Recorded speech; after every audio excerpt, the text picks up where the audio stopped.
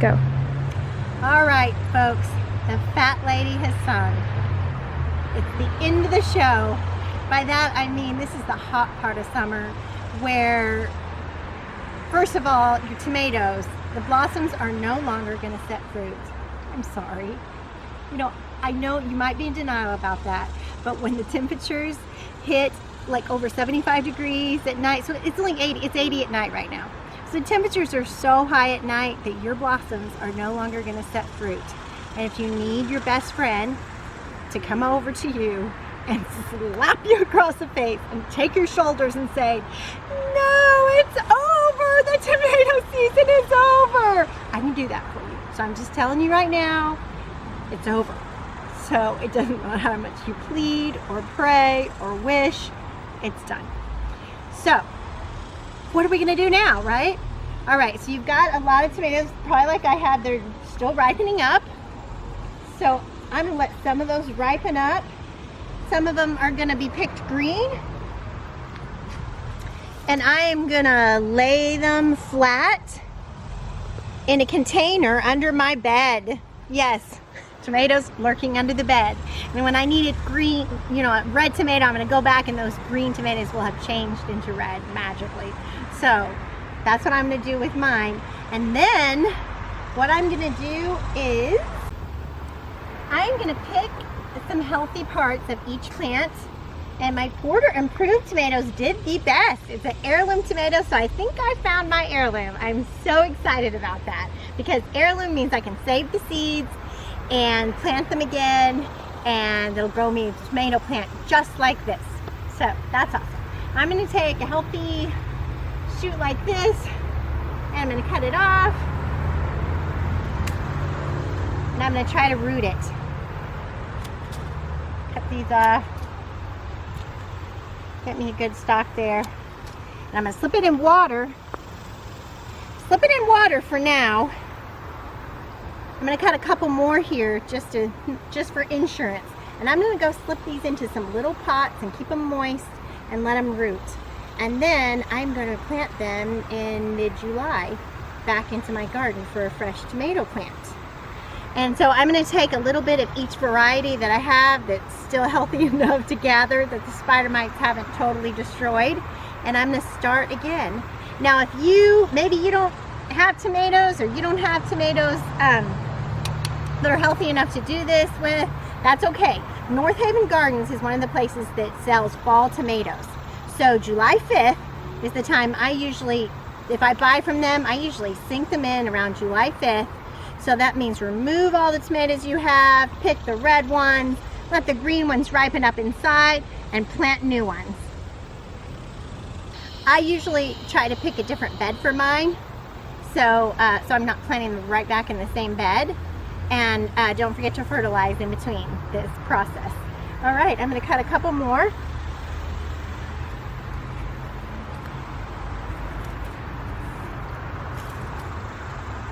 And we have a little spider mite damage, so I'm gonna be sure to go inside and wash these off really, really good in the sink with a hard spray so I don't have any spider mites lurking that are gonna give me trouble when they're trying to root.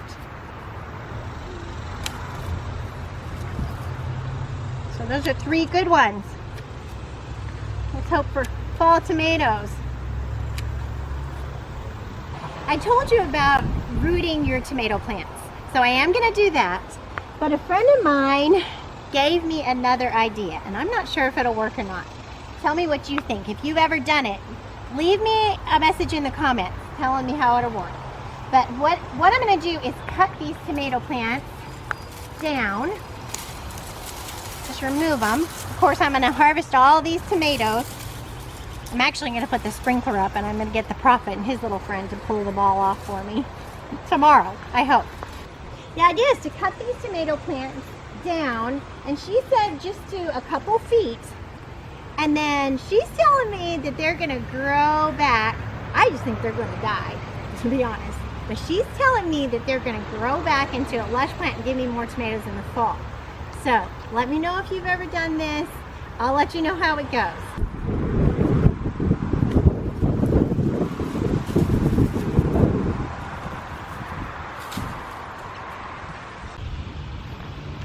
Now I cut down these tomato plants, as you can see, and my friend said that these tomatoes would go ahead and start growing fresh and produce tomatoes in the fall. So I kind of see her premise behind it. She's thinking that they're no longer having to produce tomatoes, you know, you're pinching off the blossoms, so they already have roots set down, so as long as you fertilize them and water them, they're going to get a resurgence of new growth and grow up and grow new vines. Now, I didn't really know how far to cut them off.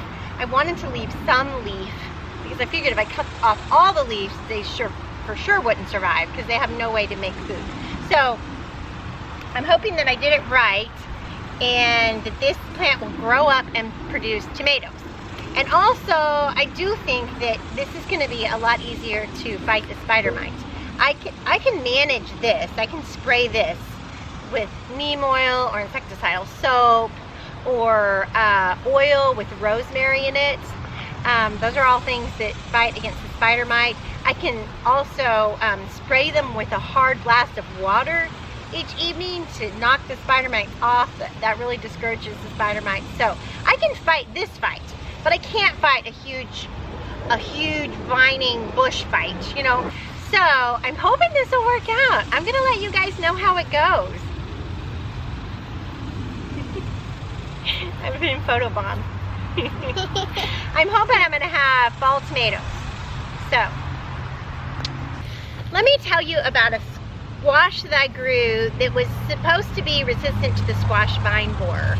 And it was called Tatume squash, and it produced lots of little squashes like this, and also kind of like baseball zucchini. So it was really good and it was prolific, but eventually it succumbed to the squash vine borer, and it also was attacked by squash bugs, two different things. Hey buddy. Let me tell you the mistake I made. I pulled up the vines to trellis them on this trellis here, and then, you know what, in the middle of the night I woke up. I don't know if you ever do this, I'm a crazy gardener. I wake up in the middle of the night and I think, oh, that's what it was. So I remember when I was pulling up the vines, they were kind of all out of the bed and the pathway, so I was pulling them up to put them on the trellis, and I saw roots on each of the intersections, you know, when I was pulling up the vine. And I thought, so I wake up in the middle of the night and I think, that's what I did wrong. I think the Tatume squash is supposed to spread out and root. And my friends did say it kind of spreads out, give it a good area, right? And that's probably what my friend meant when he gave me the seeds for it. And he said that because the squash vine borer, it kind of makes sense, would get in the original stem, but by that time it's already gone and rooted a little bit further down. And then the squash vine borer maybe lays eggs and goes into that stem. Well, by that time it's already grown and rooted somewhere else, and it just keeps going and surviving throughout the season. So I'm gonna try it again, and I'm gonna give it its own bed to spread out in and keep, you know, pushing those vines down into the soil and letting them root. And I really think it'll work out for me if I do that. So, Tatume squash. I think it's worth another try, for sure. All right, this is another substitute for zucchini that is supposed to be resistant to the squash vine borer that I tried, from Baker Heirloom Creek Seeds. And it's called Zucchino Rampicante. And as you can see, it was a beast. It overflowed the beds, but it is like a hard stem. And it does seem to be resistant. More resistant than the zucchini was. And let me show you what kind of fruit we got. Okay, here's one. Isn't that amazing? It tastes very good. It tastes a lot like zucchini. I stir-fried it in all the recipes that I did zucchini. I even grated some and made zucchini muffins with it. I think it's a winner. Oh, here's another one. Oh, this is a good one, you guys. Look at this one. Woohoo! How about that? Love it. So if you pick them tender, like this, they're a little bit more like zucchini. If you pick them a little harder, I can still punch my nail in, so I can still use this as zucchini. So, but a little harder, and if I let them keep going, it would turn into a winter squash that would store longer. All right, so I would say the zucchini rampicate was a win-win.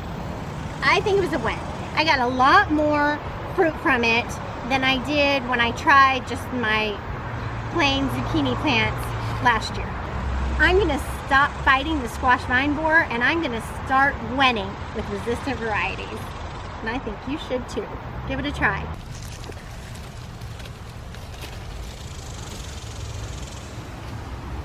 Another win-win for the spring garden was this squash.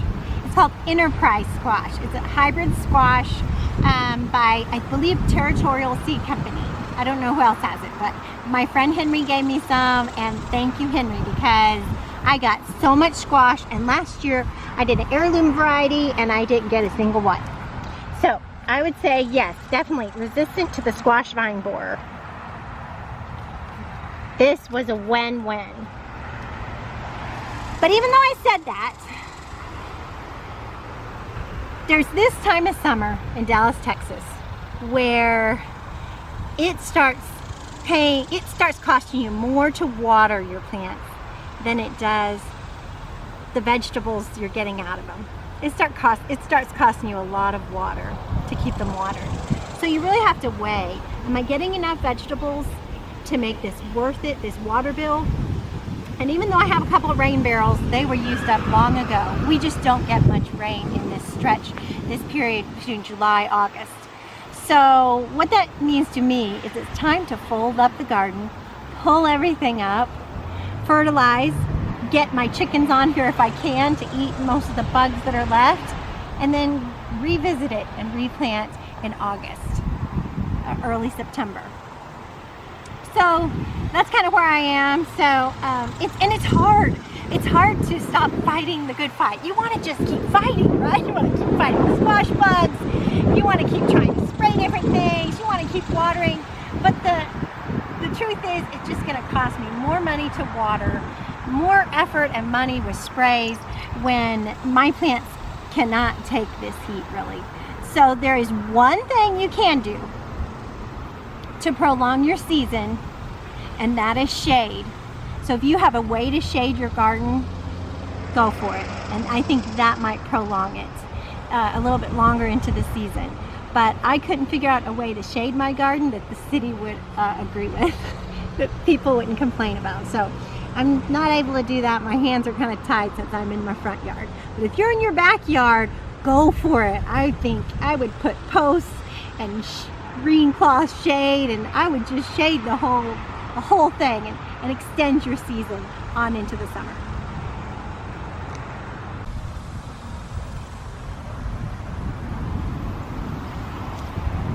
Now, you might be asking, well, if you're folding up the garden, what can I grow during this hotter than hell period?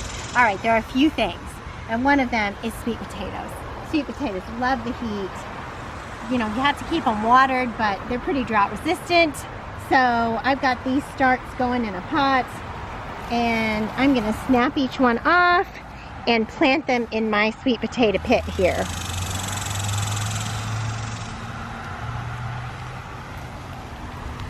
Some other things that do great during this hotter than hell period is okra. Yum, okra. So you can plant that. I know my kids, they don't really appreciate the taste of okra that much, but I do make a really good gumbo out of okra. So the other thing that does well is eggplant. They do pretty well. My kids aren't really fond of that either, so I'm still trying to create a dish that they're really like, yes, hey, no, the eggplant pizza, that was good. Yeah, the eggplant pizzas, a little Parmesan cheese and tomato and stuff. Yeah, those were good. So, eggplant, okra, sweet potatoes, Egyptian spinach is one I tried, and those are my greens for the summer months. That's what I make my smoothies out of. And the moringa tree, those really should be planted early in the spring, so they're big by now. But moringa tree, if you want to look that up and plan for it next year, that's a good one that goes through. And what else? Oh, my peppers. My peppers are still growing. The peppers like a little bit of shade, but I think I can handle that. Let me show you those. You can hardly see behind this cattle panel, but over here I've got some peppers. I got my bell peppers over here, and they've been pretty shaded by the tomatoes, but now the tomatoes are gonna go away. So what am I gonna do? I'm gonna put some shade cloth on this, and I'll show you when I get it up. So I'm gonna shade these pepper plants a little bit, and then just so happens I got these wonderful sunflowers came up by accident, by seed, and they're also gonna give me some shade for my pepper plants. So that was lucky. Let me show where else I'm doing pepper plants. Good.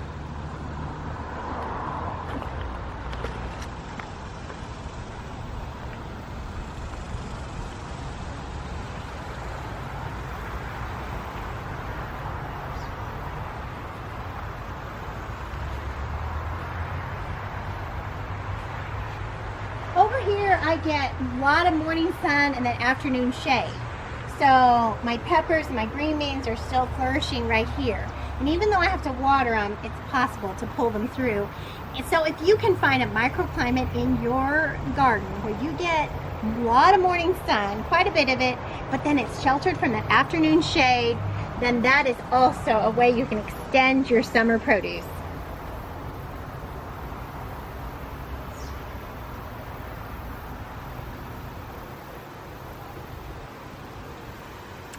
All right, I think that is everything that is going on in the garden right now. I'm sorry to break it to you that tomato season is over, but you have a chance in the fall. Just get after it. July 5th, get those plants in. Thanks for watching from Bloom Where You're Planted. Subscribe if you could like. That encourages me to keep doing videos. Thank you so much. Bye now.